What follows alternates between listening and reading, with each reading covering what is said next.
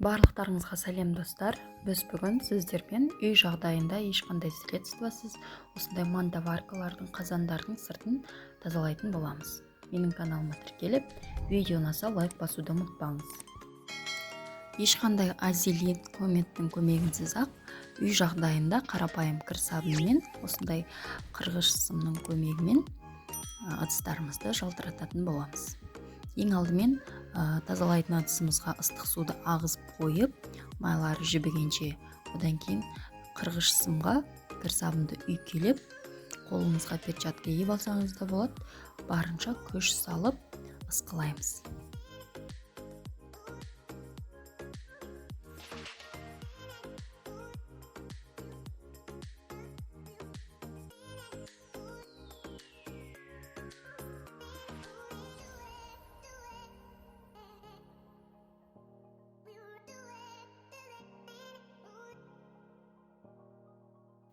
Мынадай майы қалың болып жиналған жерлерге бізге пышақтың көмегі қажет. Пышақпен қырып жібереміз де, әрі қарай сымымызбен ысып ыдыстарымызды жалтыратып аламыз.